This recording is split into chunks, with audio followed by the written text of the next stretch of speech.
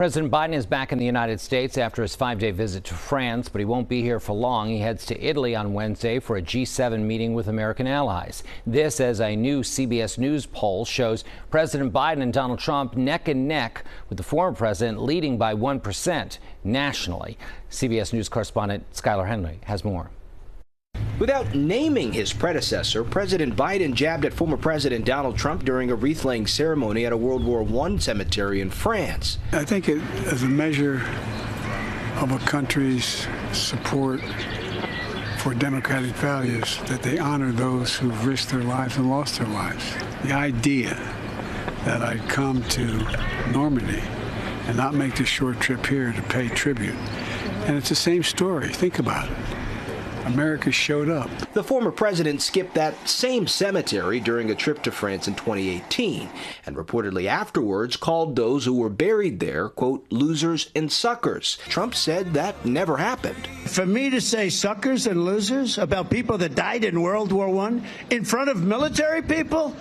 It's not a possibility you could say a thing like that. Sunday was Trump's first official campaign rally during a West Coast swing where he saw thunderous crowds since being found guilty in the so-called hush money trial in New York.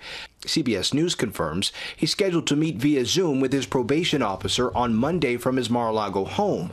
Likely voters say that guilty verdict pales in comparison to other issues like the economy, inflation, and the border.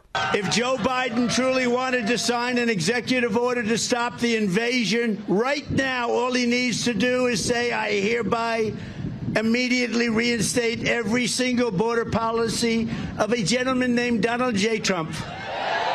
New CBS News polling out Sunday shows the likely rematch between Biden and Trump neck and neck, with the former president ahead by 1% nationally and President Biden ahead by 1% in the battleground states. As for President Biden, he will also make a trip out west for a star-studded event in Los Angeles next Saturday, but not before that G7 trip to Italy.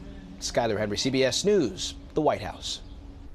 Federal gun trial of Hunter Biden enters its second week today in Wilmington, Delaware. Biden's legal team began presenting its defense on Friday, calling his oldest daughter, Naomi Biden, to the stand. She testified about visiting her father at a Los Angeles rehab facility in August of 2018. The president's son is accused of lying on a federal application about his drug use to buy a gun. He has pleaded not guilty.